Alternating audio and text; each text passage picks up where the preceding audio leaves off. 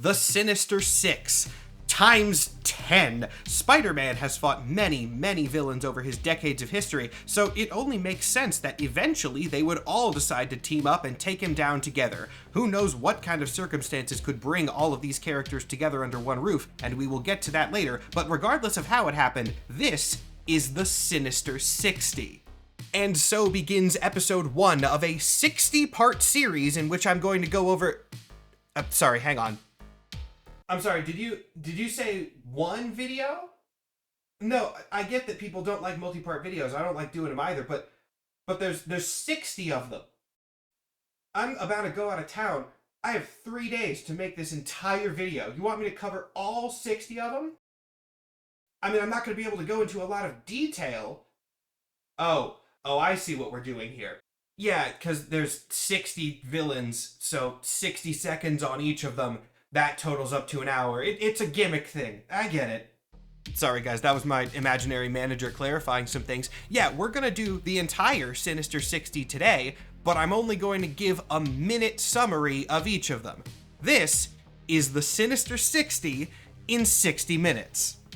First up, Absorbing Man. Carl Crusher Creel is actually not originally a Spider-Man villain. First off, he was a boxer and muscle for organized crime who was given powers by Loki. This was, of course, 60s Loki, so it was all part of a cartoonish plot to make a villain who could defeat Thor, which actually almost worked. After Loki's meddling, Creel gained the ability to take on physical properties of things that he touches. Typically, this means he touches something durable like metal and then turns into metal, but it can also get weirder than that. In certain cases, he's been able to turn himself into energy that he touches, and he can also sometimes mimic magical properties of things. This is why he was good against Thor. He was able to mimic the metal of Mjolnir. Since fighting Thor, Absorbing Man has thrown hands with basically everyone in the Marvel Universe, but recently, especially in the Gamma Flight miniseries, he's gone on something of a redemption arc, so he's more in the hero side of things now. And yes, this is probably who Kevin from Ben 10 is based on.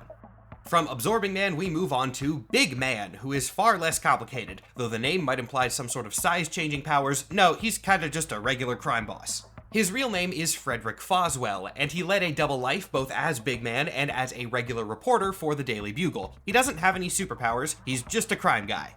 The most notable thing in Big Man's history is that he also goes through a redemption arc, but a fake one. He reforms and becomes a police informant in Kingpin's organization, though his real goal is to get Kingpin overthrown so that he can take over everything as Big Man instead. He failed, of course, but not for the reason that you might expect. See, Frederick was present when Kingpin was threatening the life of J. Jonah Jameson, and given that Jameson was one of the few people Frederick actually respected, he ended up taking a bullet for him, which resulted in Big Man's death. He was brought back a little bit later as a clone by the Jackal, but that clone never really did anything and also died. Next is one that we probably all know already. Felicia Hardy, Black Cat, ally and enemy of Spider-Man, pretty much depending on the day. Her thievery is something of a family affair, as her father Walter was a cat burglar before her, and she follows in his very quiet footsteps. Though Felicia has an edge over her father in that she does have superpowers, that being the ability to cause bad luck to her enemies, though the level of these abilities and the relevance to the character have fluctuated a lot over the decades. Something else that fluctuates is her relationship status with Spider-Man, as Felicia is, very iconically, Peter Parker's on-again, off-again love interest.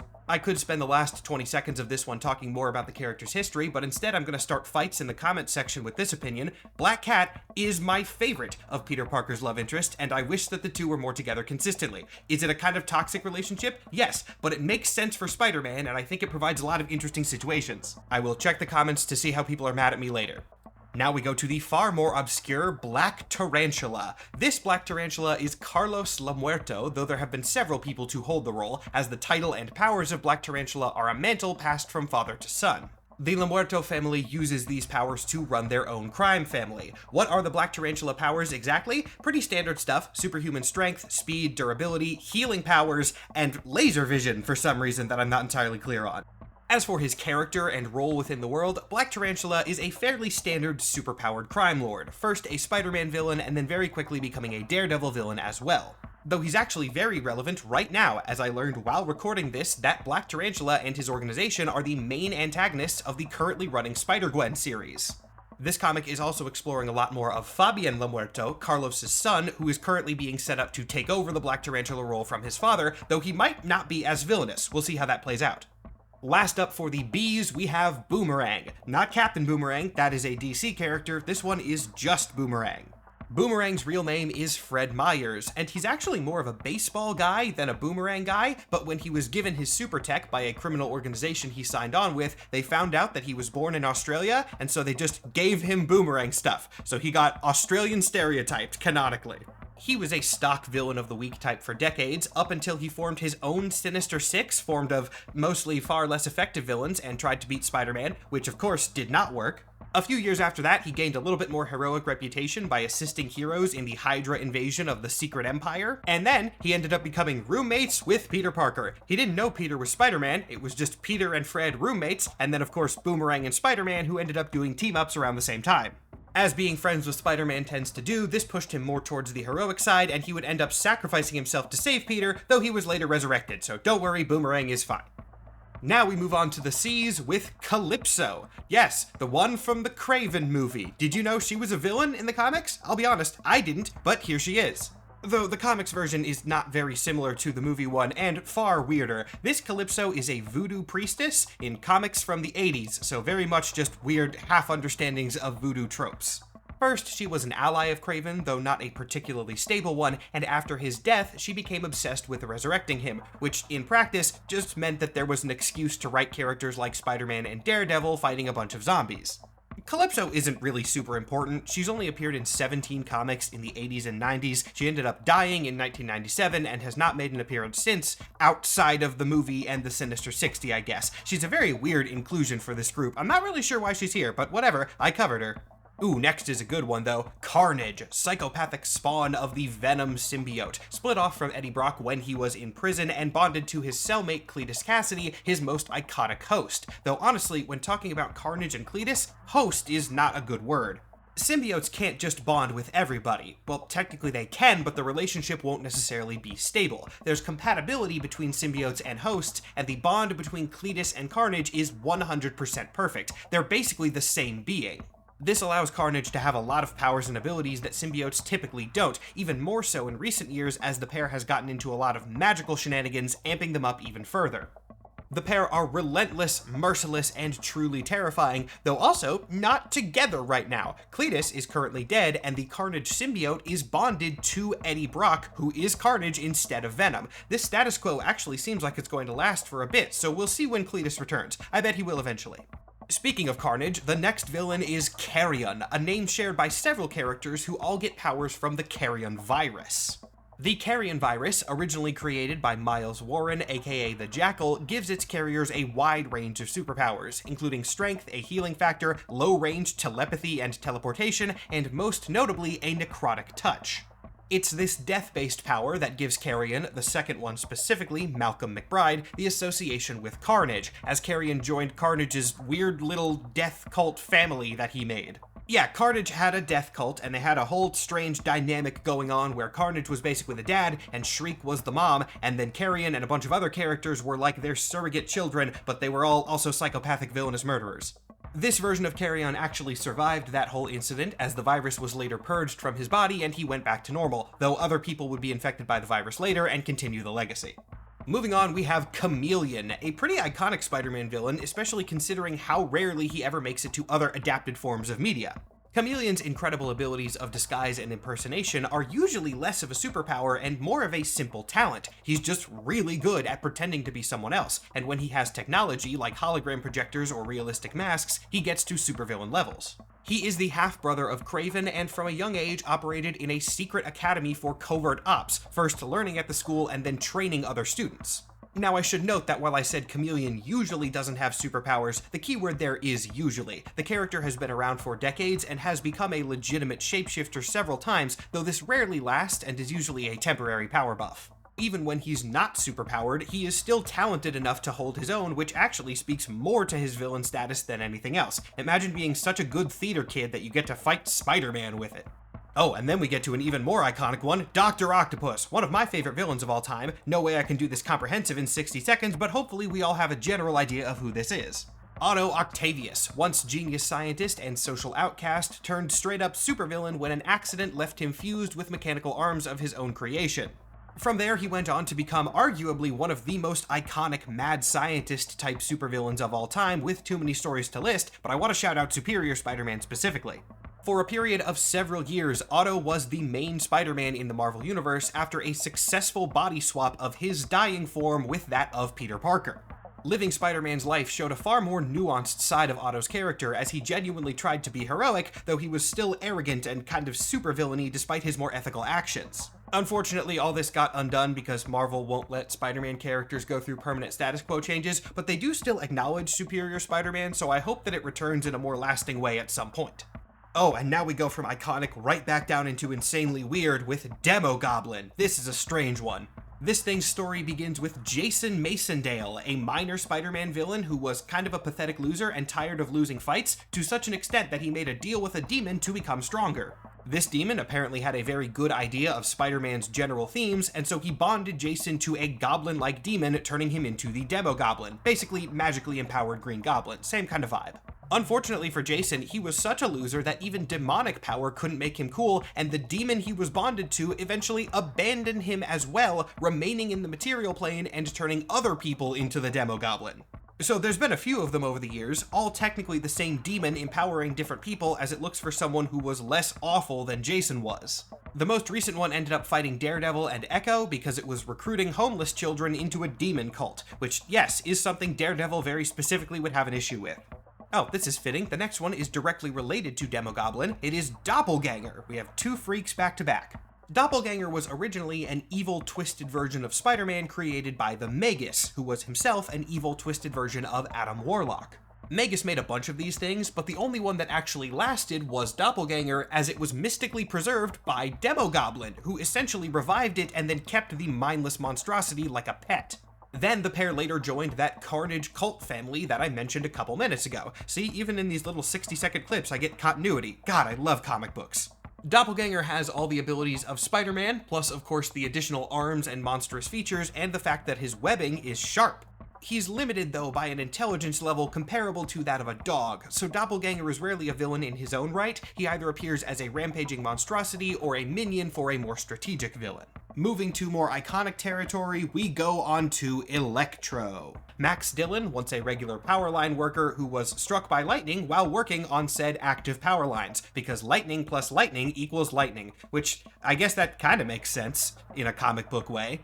You might think that Electro would be kind of difficult to condense into 60 seconds, given that he's been around since 1963, but no, he's really simple. Electro wants money, and that is his only motivation for villainy. Like, seriously, look at this panel from his original appearance. He just got powers and then immediately thought to himself, yeah, I'm just gonna become a supervillain and get incredibly rich off of it. And that's what he tried to do. Of course, some of his later motivation is revenge on Spider-Man, unsurprisingly, but most Electro appearances that you see are just because he's getting paid in one way or another. He's stealing something or ransoming something, or a larger villain is paying him for his assistance. Electro just wants that bag, and I mean, I don't respect it, but it is kind of funny. Now we go from two magical weirdos to some surprisingly normal men in the Enforcers, though I'm honestly not entirely sure how to handle the Enforcers in this video format. The Enforcers are three separate guys, named Ox, Montana, and Fancy Dan, and they are counted separately within the 60 of the Sinister 60, but as the Enforcers, they are almost exclusively shown together and don't really have individual adventures. So I guess I'm just gonna do a sub 3-minute section on the Enforcers as a whole, and we're gonna just call that fine because I'm not sure what else I'd do. Though I might not even need the full 3 minutes, because the Enforcers ultimately are just henchmen. Originally henchmen for the Big Man, who I mentioned way earlier in this video, though they would later strike out on their own and become more iconic separately. They don't really have superpowers, but they're good at what they do. Montana has a lasso, as I'm sure no one could possibly guess from his name. Fancy Dan is a marksman and martial artist, and Ox is just very big and strong. Occasionally shown to be superhumanly strong, but that might just be comic book exaggeration, because I don't think he's officially superhuman. The roster of the Enforcers has changed a few times over the years, but these are the main three, and they just aren't that complicated, which is totally fine, because that's what these characters are supposed to be. If you made a sort of villain tier list that went from minions to henchmen to low-level supervillains to mastermind types, the Enforcers would land squarely in the middle between henchmen and low supervillain. They're villains, not really supervillains though. They are written to be competent human criminals that superhumans like Spider-Man have to deal with as frequent thorns in their sides, which realistically would exist within the Marvel Universe, so that makes a lot of sense.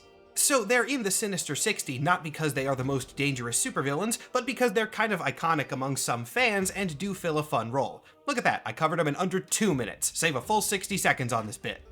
Moving on, I really like the next one. This is Fusion, and he is extremely underrated given how interesting his superpowers are. Fusion has powers on powers on powers, seemingly possessing some sort of power mimicry ability that allows him to use superpowers and even gadgets of other people. They don't even have to be nearby. If he can think of a power, he can manifest it. This makes him virtually unstoppable as he can do pretty much anything, and he does beat Spider-Man fairly easily because what is Peter gonna do about this? But the trick is that Fusion can't actually do any of that stuff.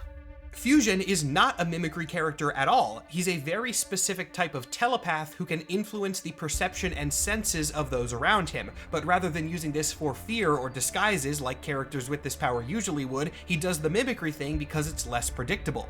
And this usually works because no one expects him to be an illusion character, plus his powers work on all senses, not just vision, so his tricks are hard to detect. Though once you know the trick, he's useless, but still cool. Ooh, and now we have the most well-known character on this list, Green Goblin. 60 seconds on Green Goblin is not going to be even the tip of the iceberg, but whatever. Norman Osborn is, needless to say, the biggest consistent threat in Peter Parker's life. He doesn't even really need the costume to be a danger. Norman is just as threatening as a businessman and a political force depending on the era that you're reading. He's not even just a Spider-Man villain. I mean, he is that most iconically, of course, but remember, Norman as Iron Patriot even led his own team of corrupt Avengers at one point. Villainy is a family affair for Norman as well, as many of his children, including... No, that can't be the next one. He's not in the Sinister 60, is he? I can't cover Grey Goblin in 60 seconds. I can't do it. I can't.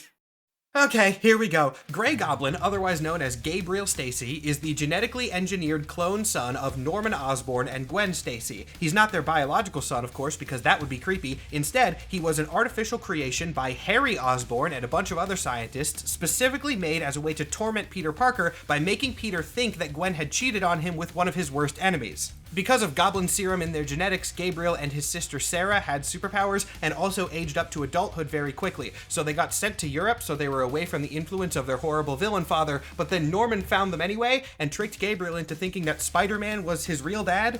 And then under Norman's gaslighting, Gabriel became the villain known as Grey Goblin and went and attacked Spider-Man and died but didn't actually die, and then came back as an Iron Man type guy named American Son, but this didn't really matter. And then many years later, him and Sarah came back from hell with the assistance of a demon AI version of Harry Osborn, and they all pretended to be one villain named Kindred just to torment Peter again because they hated him.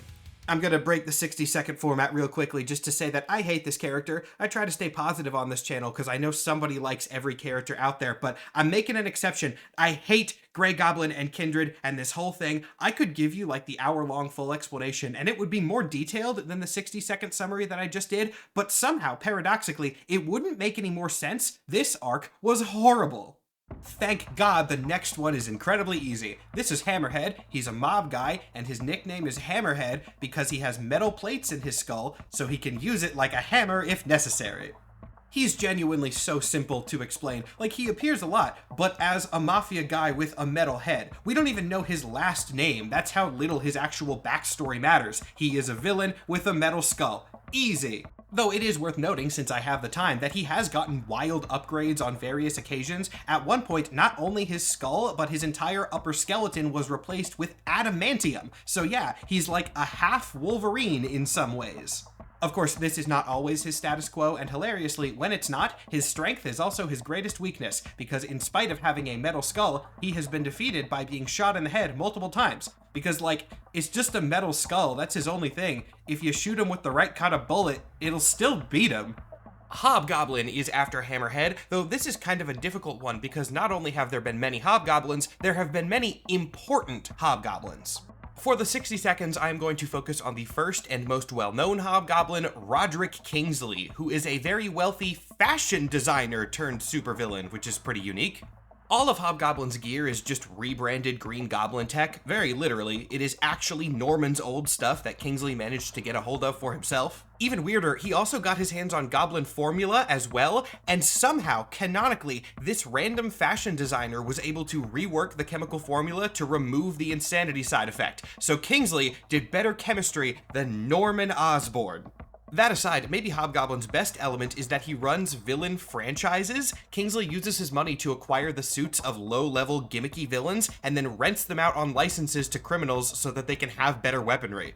Which is genuinely a great idea. I want that concept in the MCU. We are going back to simple territory for the next one because we are now at Hydro Man. So, you know Sandman? Imagine if Sandman was a water type. And you're there. His real name is Morris Bench, and he gained abilities when he fell into the energy processes of an experimental generator. And as we all know, weird science plus a person will give the person the powers of whatever happens to be around. This generator was being tested underwater, so now Morris could turn into water. I sound like I'm hating on him, but I really don't want that to be the interpretation, because I like Hydro Man. I just don't really have a lot to say about him because he is the pinnacle of the villain of the week archetype. And that's not just my opinion either, that is active canon. Spider-Man has officially stated that Hydro Man should be a huge threat because his power really is ridiculously strong, but unfortunately, or I guess fortunately because he's a villain, he is literally too dumb to make effective use of his abilities, which is why he's just a minion for better villains all the time. And speaking of idiots, next up we have Jack-o'-lantern. Why do I call him an idiot? Well, this is Jason Masondale. Remember the sad, pathetic loser who was so lame that even the demon bonded to him didn't want to hang out with him anymore? That's Jack-o'-lantern. Though he's nowhere near the only Jack-o'-lantern. This is an incredibly transferable identity. By my count, at least 10 people have used the name Jack-o'-lantern and very similar suits in the main Marvel universe alone. As you would expect from a name that is so easily passed around, all of them are villain of the week types and operate pretty similarly, with most of them just being rip-offs of the Green Goblin in one way or another.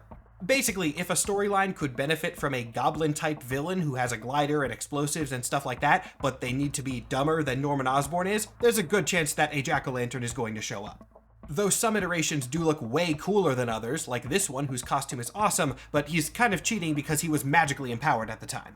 Then we get to the Jackal, who we've mentioned a couple times already. You wouldn't really know it from looking at him, but Jackal does have one very specific area of villainy, that being clones. Professor Miles Warren is a very experienced biologist who is just obsessed with clones in every way. He clones everybody. Spider-Man, Gwen Stacy, random villains, random civilians. Spider-Man has a lot of clone storylines, and almost all of them go back to the Jackal in one way or another. He's also creepy, and I don't mean in a supervillainy way, I mean in an all-too-real, regular guy kind of way. See, Miles Warren is an older guy, and the reason that he was cloning Gwen Stacy in the first place was that she was one of his students while he was teaching at college, and he was obsessed with her to the extent that he tried to make clones because, I mean, you can guess. Despite his creepiness, and often because of it, Jackal is a very consistent mastermind in Spider-Man comics. A whole lot of both heroes and villains can trace their origins to Jackal or one of his creations.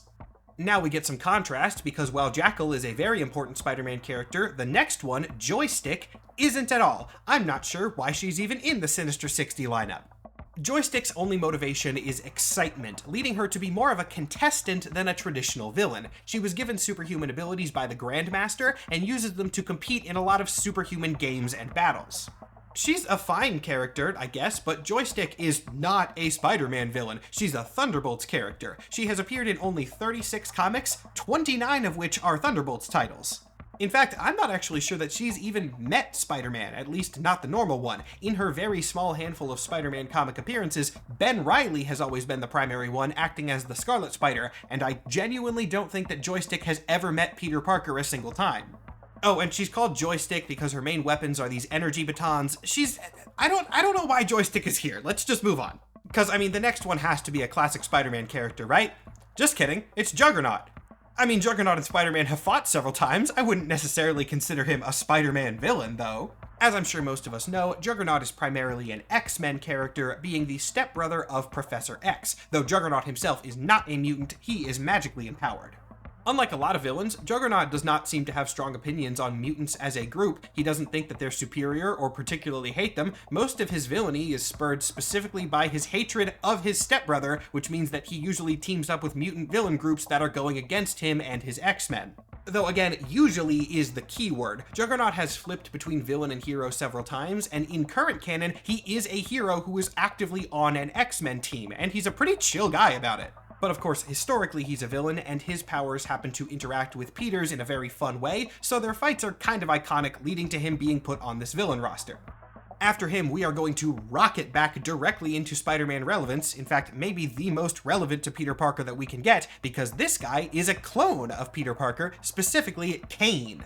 As we established during the Jackal section, Miles Warren has made a bunch of Peter Parker clones. While the most popular is definitely Ben Reilly as the Scarlet Spider, he was not the first. That title goes to this guy. Jackal is very good at cloning, but Peter Parker's genetics are weird due to the spider powers, and since Kane was a first attempt, he came out flawed, physically deformed, and mentally unstable. Unsurprisingly, given that he was disfigured, abandoned, and extremely traumatized, Kane started out as a villain, but would eventually get his own redemption arc as well and become a new version of the Scarlet Spider.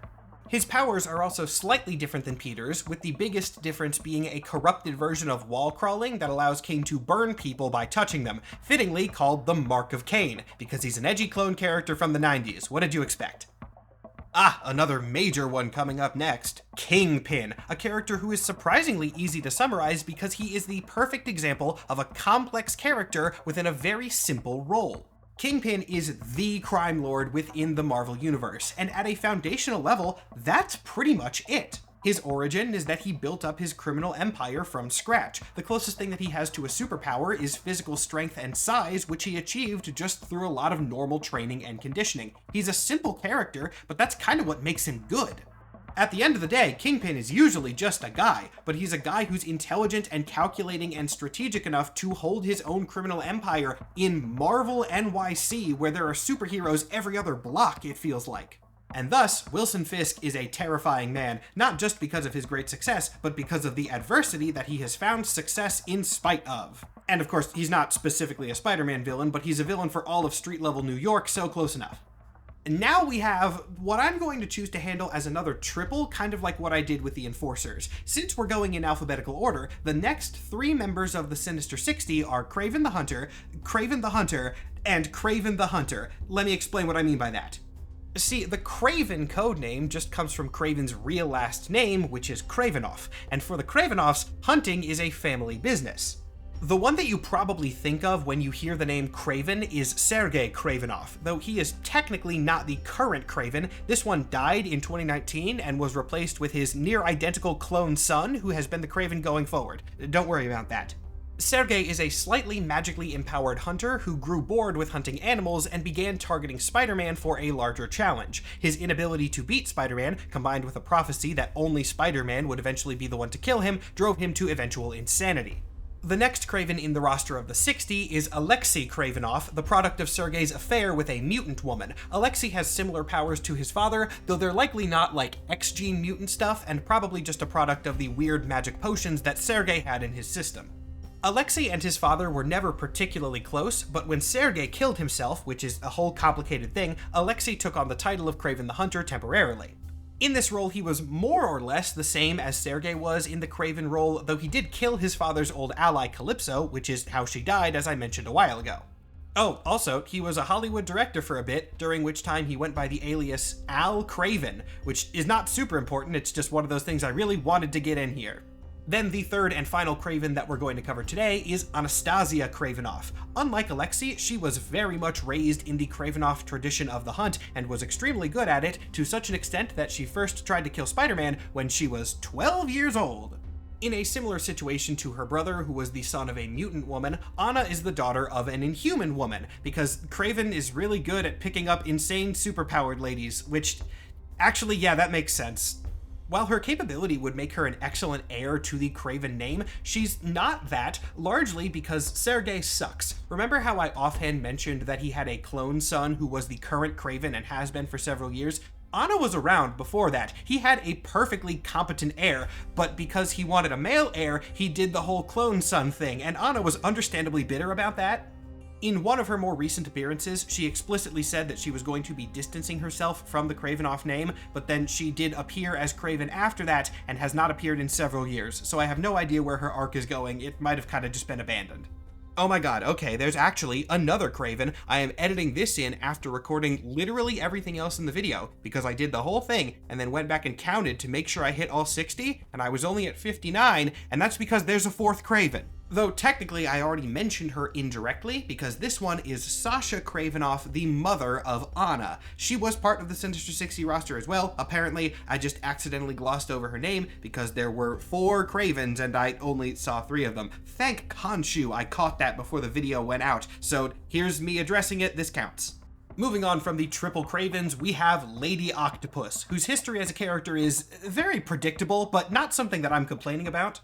Her name is Carolyn Traynor, and she first appeared in the 90s as a student of Otto Octavius. Dr. Octopus had recently been killed, and so in his honor, she built arms similar to his and took up the name Dr. Octopus to continue villainy in his stead. She wasn't extremely important. Otto did eventually come back, and so she was reduced to the gimmick of Dr. Octopus but a woman. She would definitely appear from time to time, but never in a major capacity. And then Into the Spider-Verse came out. After 2018, Lady Octopus suddenly became relevant again, and her number of appearances skyrocketed. She even got a new suit, which looks vaguely familiar if you've seen the Spider-Verse movies. She's still not a very important villain, but yeah, she is essentially just Marvel Comics looking at the Sony movies and going, wow, that's a cool character that you made. Can we do that too? We're gonna do that too. Thus, Lady Octopus is around. Lizard is up next, another one that a lot of us are probably familiar with. Dr. Kurt Connors, a gifted biologist and biochemist who lost one of his arms during his time as a combat medic with the US Army. He developed a concoction based on reptile DNA which allowed him to regrow his arm, but did not stop there, turning him into the monstrosity known as the Lizard. Of course, the thing that makes Lizard more unique among the billion scientist with experiment gone wrong villains is the contrast between his monstrous form and Kurt Connors, who's a genuinely pretty nice guy. Connors is actively both a mentor and friend to Spider-Man, with his lizard form being more like a werewolf transformation than villainy that he chooses. It's also worth mentioning that the live-action Lizard that we've seen is pretty different from the comics one. Normally, Lizard loses his intelligence in his monstrous form, and also the turning people into lizards thing, not really part of his gimmick. He kinda just turns himself into a monster and then has to deal with the consequences of that. Great character, weirdly underrated, actually. You know who's not underrated? The Devil. The literal devil. That's right, Mephisto is here, because he is kind of a Spider-Man villain, and a lot of other things, but a Spider-Man villain for sure. Mephisto is the character that Marvel uses for any stereotypical deal with the devil type tropes, and in Spider-Man's case, this is the notoriously unpopular storyline One More Day.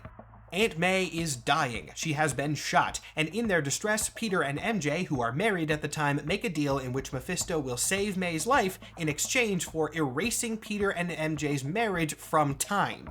The in-universe reason for this is that Mephisto just feeds off suffering and wants to make Peter's life worse. The real reason is that Marvel's editorial department wanted to publish more Peter Parker love interest stories and didn't want him to be locked down anymore. Generally, the fans hated this, leading it to be one of the most disliked Marvel stories of all time.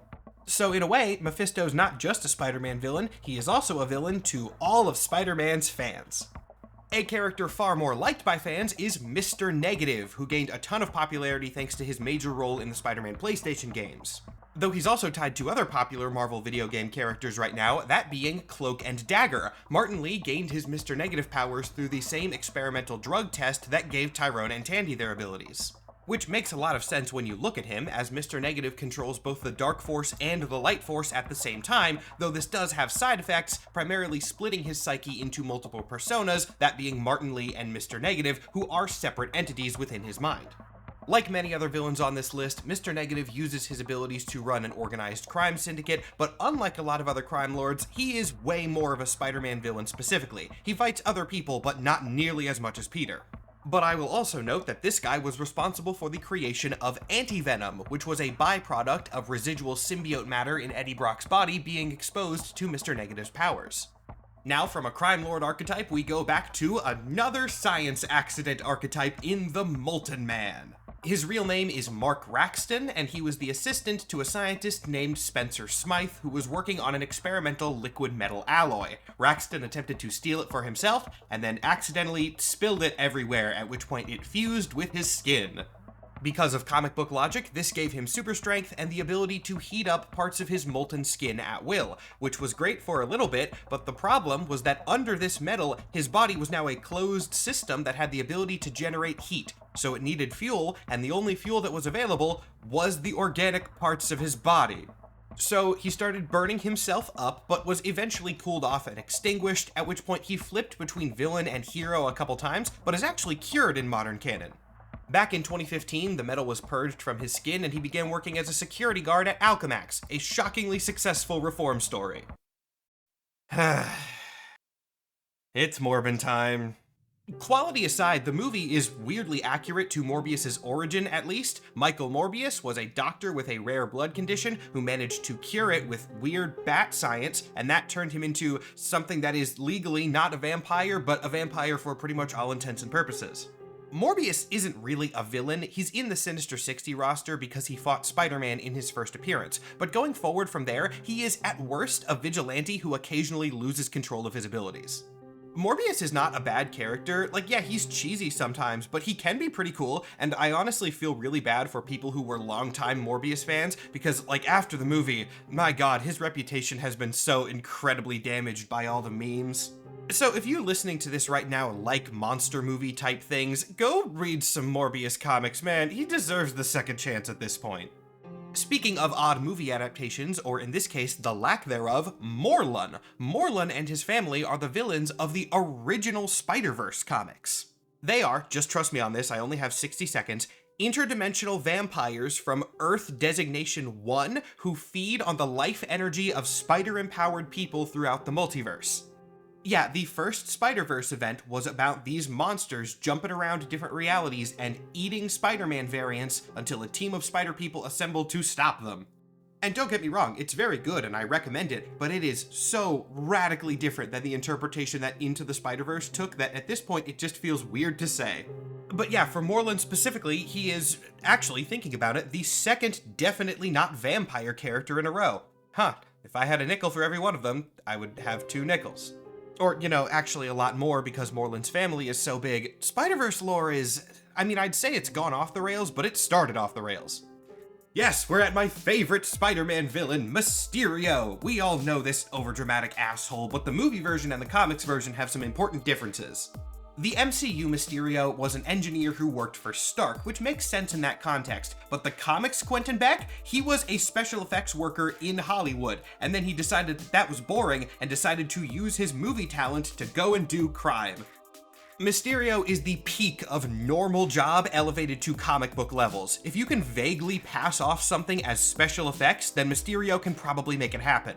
One time, he built a tiny model of a town, showed it to Spider-Man, then knocked Spider-Man out and put him in a life-size replica of that town, complete with a giant mecha Mysterio, all to make Peter think that he had been shrunk down. That was the plan. It was so elaborate, and for what? Powers-wise, Mysterio is probably the weakest in any team that he's on, but he makes up for it with style. I love this genre of villain so much. Here's a contrast. We go from my favorite Spider-Man villain to one that I've literally never heard of. This is Raptor. He first appeared in July 2009, then he was in 5 issues, and then he died in November of the same year and has not appeared since. He was a scientist who injected himself with dinosaur DNA. It wasn't like a lizard situation, it just kind of gave him a weird mouth and super strength, but that's why he's called Raptor.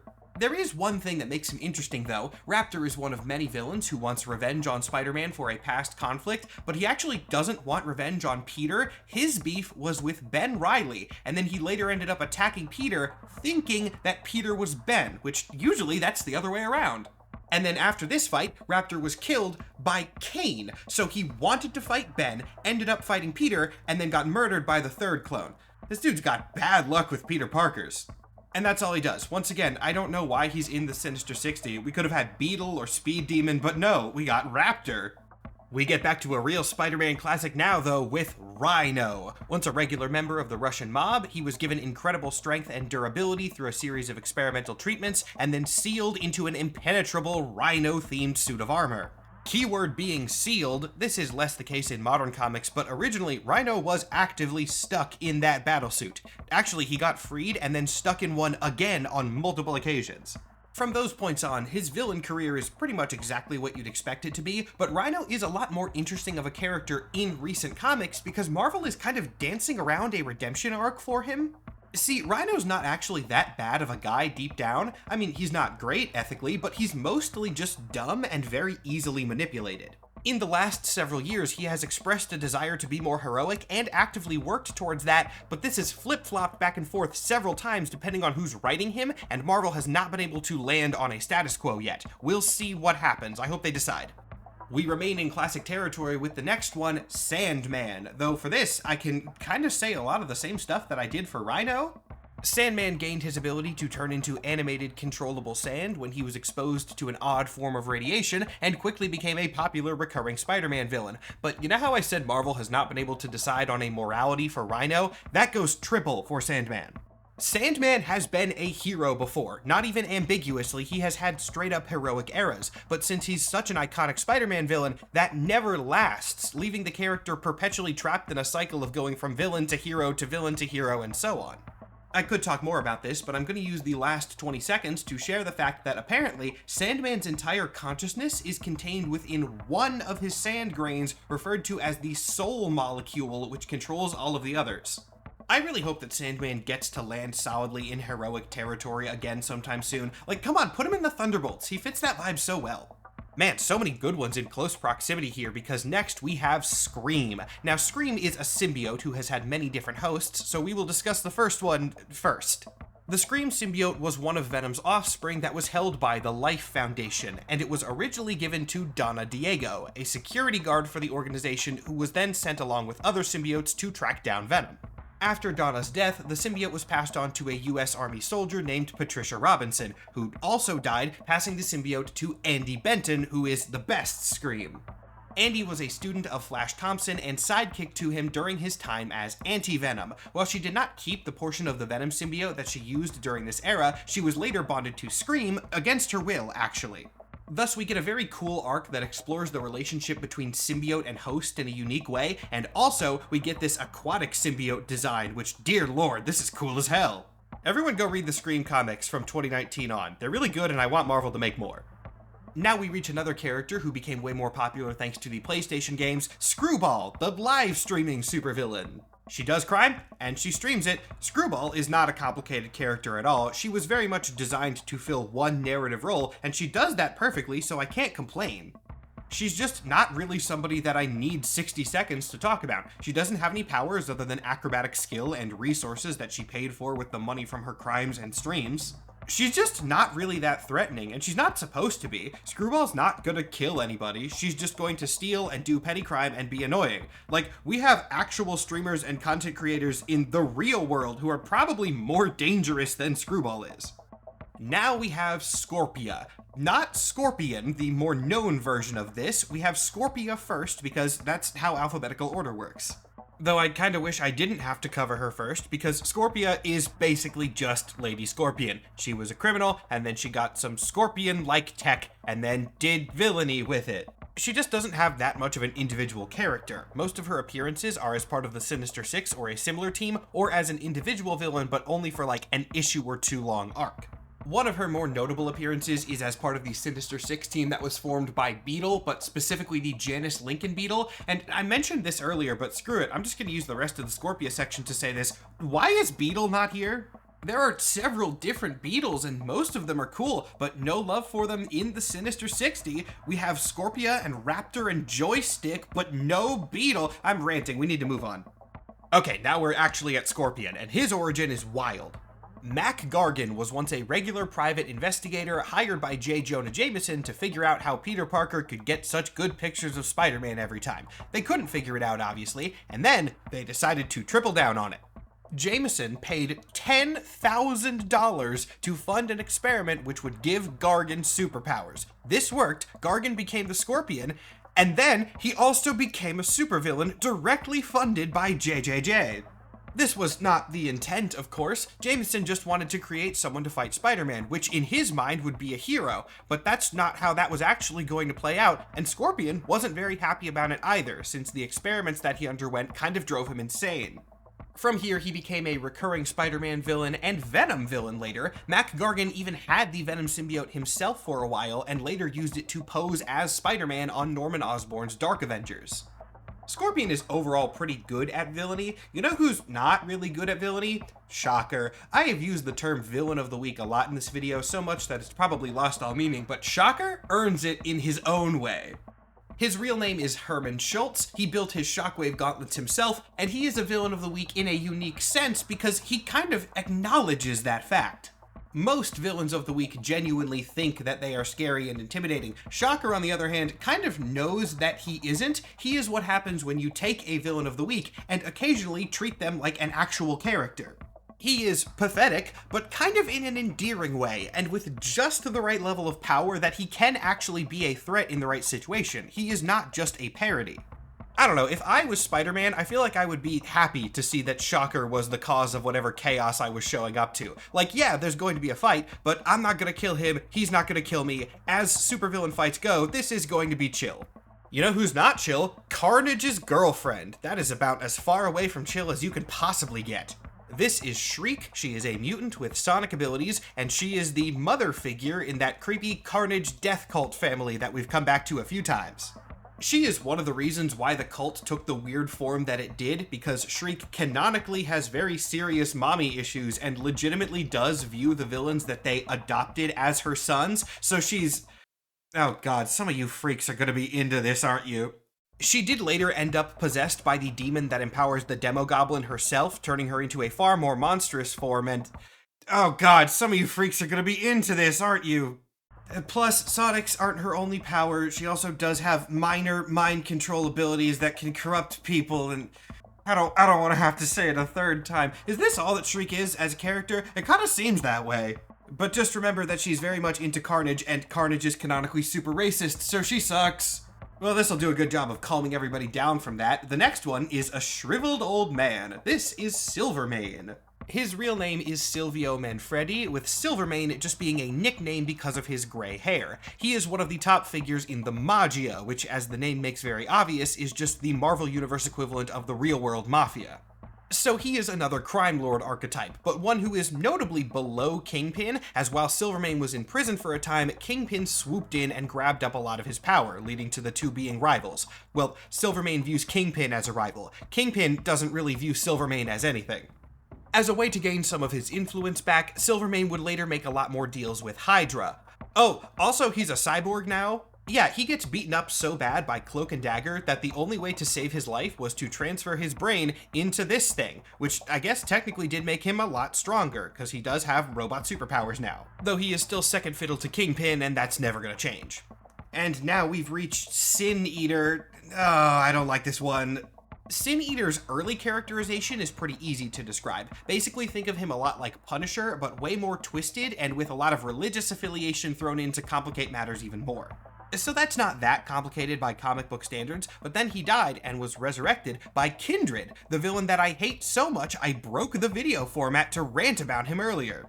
When he was resurrected, he gained magical abilities and what I can only call the purification shotgun. When he shot somebody with this thing, he would absolve them of their sins and then absorb their sins into himself, which also gave him that person's superpowers. So he purifies a bunch of villains and goes on a whole rampage, and then he purifies Green Goblin and makes Norman a good guy, and then Norman's sins get put into Peter Parker, so Peter gets turned into a goblin. It's all weird and stupid. If you think any part of that sounds cool, it's because you were hearing the 60-second version. Trust me, it was bad. The next villain is also J. Jonah Jameson's fault, kind of like Scorpion was. This one is Spider Slayer. The first several Spider Slayers were robots commissioned by J. Jonah Jameson to take down Spider-Man. They were built by a scientist named Spencer Smythe. Spencer was also interested in taking Spider-Man out, but this would eventually be his downfall. Spencer blew himself up, but he had a son, Alistair Smythe, and I mean, come on, you know how this trope is going to go. He blamed Spider-Man for his father's death and took up the identity of Spider Slayer to get revenge. Alistair was also a robotic genius like his father, but rather than building separate robots to go after Peter, he built himself a suit, which honestly does look pretty cool, I gotta give him that. My favorite part of his story, though, is his death, because he tries to body swap himself with Peter Parker at the time that Otto Octavius had already done that during the Superior Spider-Man storyline, and so Otto gets to reveal that the plan had already been activated and he had fail-safes against it, and so Smythe just dies. Okay, now everyone needs to brace themselves for this next one, because this character might just be the most dangerous villain in Spider-Man's rogues gallery. Stiltman. He's got a mechanical battlesuit of his own design, and the legs can extend to great heights, like stilts. Yeah. That's kind of all I have to say about him, or at least it would be if Stiltman hasn't looped around from funny to serious villain, at least in some contexts. He was such a popular comedic bad guy for so long that eventually he came full circle, and in one of his more recent storylines, he's fighting Iron Man on another planet because he kidnapped a bunch of people and established a whole village which was besieged by robots that were under his control. Stiltman legitimately is a genius, and if he had chosen any other theme for his original battlesuit, he probably would be way more terrifying. But no, he went with stilts, and that will be his reputation forever. And he's never gonna be as cool as Lady Stiltman. Then we have Stunner. Stunner is awkward to talk about, but the good part of this is that I only have to do it for a minute. Stunner's real name is Angelina Brancale. She has no superpowers, and the only notable thing about her life day to day is that she is absolutely in love with Dr. Octopus. Upon learning that there was this woman who was obsessed with him, Otto created a sort of virtual reality device that Angelina could plug into, which would generate a hard light hologram form that she could then move around in. And that form was a tall, hot, buff woman with super strength. Which, yes, means that Doc Ock used science to basically turn her into his ideal girlfriend, which, ethically, I mean, it was consensual, if nothing else. This never gets fully resolved either. Her whole character starts and ends at being obsessed with Doc Ock and then just existing as his perfect hologram woman. It's strange. Let's just move on. The next one is better. Oh wait, no he's not. The next one's a Nazi. This is Swarm. He's a Nazi made of bees. At one point, he was just a regular human scientist who was experimenting on killer beehives. Then he found a weird one, and in the process of his research, those weird bees killed him, and then their unique properties caused his consciousness to be absorbed into their hive mind, and so now he's a bee guy. Swarm is a very fun villain, I'll give him that. Horrible person, obviously, but come on, Nazi made of bees is the exact kind of character that you want to watch comic book superheroes fight. Also, like, regular pesticide does work on him because he is just bees. That provides him resistance to a lot of attack, but not everything. So the moral of this character is that if you're willing to swat a few awful little bugs, it's very easy to get rid of infestations of Nazis. I mean, bees! Don't do anything violent against Nazis. That'd be so wrong of you to do. Speaking of horrible people, Tarantula. Tarantula began his action career as a revolutionary in South America fighting to overthrow a fascist government. That is, of course, not the horrible person part. The bad thing is that he was really doing this just as an excuse to be violent, and when that fascist government said, hey, you can come be violent for us and we'll pay you more, he accepted. Thus, he began actively fighting against his former allies, but because fascists are not to be trusted in any sense, his government eventually turned on him as well, and he ended up fleeing to New York, becoming part of the organized crime scene there. He had no powers at first, but ended up getting powers similar to Spider-Man's later, though those powers would escalate quite a bit, eventually mutating him into this thing, which I guess he deserved, and in this form he fell off a building and died. He did get brought back in human form later by the Jackal as one of the very few villain clones that actually lasted for more than one arc, so Tarantula is still around. Moving on, we get to a character who has experienced greatly increasing popularity in recent years thanks to some other media adaptations, Tombstone. His real name is Lonnie Lincoln, and he had quite a traumatic childhood, especially since the fact that he is albino made him a social outcast among other kids. As an adult, he became a mob enforcer and eventually gained super strength and enhanced durability thanks to exposure to a chemical called Diox 3. And you know who I'm going to bring up in this section? Beetle again. I know I've mentioned Beetles many times, but one time I specifically said there was a Beetle named Janice Lincoln. That is Tombstone's daughter. The two have a very fun dynamic, as Lonnie genuinely does love his daughter and does not want her to fall into the same path of villainy that he did, which in and of itself is pretty standard, except for the fact that Janice really likes being a supervillain. It's like the classic trope of a kid taking up their superhero parents' legacy despite the dangers, but like the other way around, and it's very fun to read. Now we get to Venom, another character with way too much history to cover quickly, so I'm just gonna hit some more recent status quo changes. Venom lore has become incredibly cosmic in the last several years, like the existence of the symbiotes and history of their creation is tied to the preservation of the multiverse itself. The symbiotes were made by the primordial god of darkness known as Null, and when Null was eventually defeated, Eddie Brock succeeded him as the cosmically empowered role known as the King in Black. And then there was like a whole Doctor Who thing going on where there were a bunch of different versions of Venom and Eddie interacting at the same time. And now there's an entirely separate guy who's Venom, but we don't actually know who's under the symbiote. Annoyingly, it is set to be revealed like a week after I release this video, and I cannot delay this release because I'm going to be out of town. I'll talk more about this at some point in the future, but yeah, Venom and Eddie Brock have both come a very long way from being the scary guy that wants to eat Spider-Man's brains. This next one is not complicated though. This is Vermin, and he is a rat man. His story is actually very sad, as he was originally a mentally ill homeless man who was picked up by Baron Zemo and Arnim Zola, who then experimented on him and turned him into this freaky thing. As Vermin, he has increased physical power and the ability to command rats and occasionally other animals too. Plus, in a more recent development, he was experimented on more, giving him the ability to clone himself and therefore turn into an entire swarm of rat men.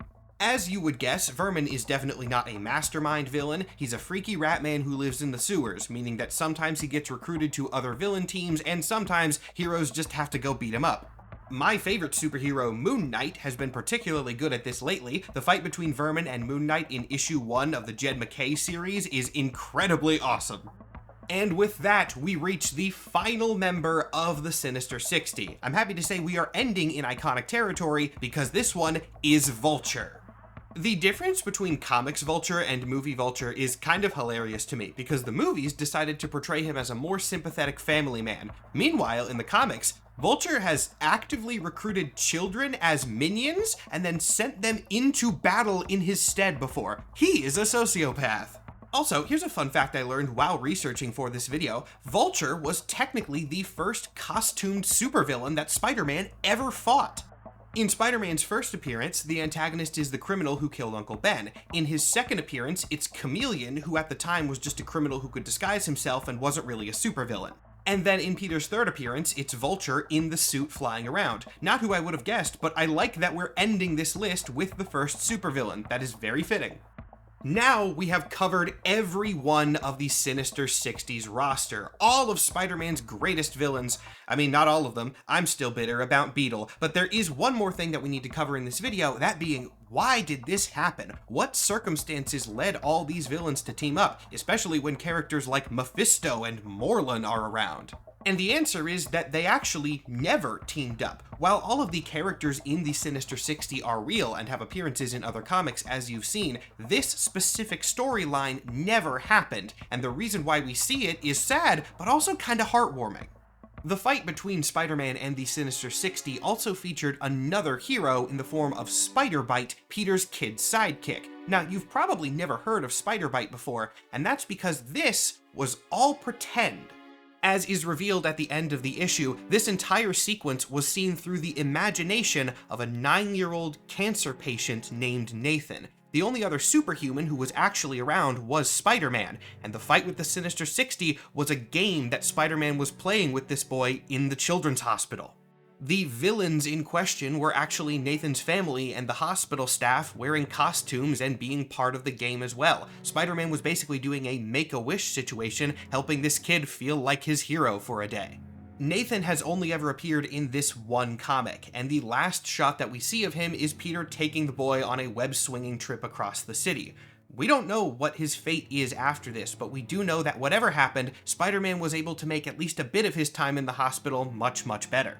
Some of it is kind of ironic when you think about it. As incredibly sweet as this is, I wonder how a lot of these villains would feel knowing that their images were used to improve the life of a sick child. Some of them would probably be pretty touched by it, actually, but then others, I mean, Mephisto. Hang on, did Spider-Man have a hospital worker dress up as the devil to play pretend with this child? Okay, that implication aside, this comic is very, very good. It's nice to get to see superheroes doing this kind of thing as well as actively fighting bad guys from time to time.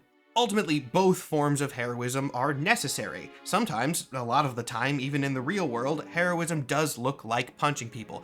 But this type, this kind form of heroism is just as important. Who thought we'd get to that moral after 60 rapid-fire villain bios? As always, thank you so much for watching. I know this video form was a little bit different than my usual stuff, and it's not going to be regular. I definitely prefer deep diving into one topic, but that thing I said at the beginning about only having 3 days to make this because I'm going out of town, that was not a joke. That's true, and so I decided to just do an easy surface level bio on a character and then do 59 more of them.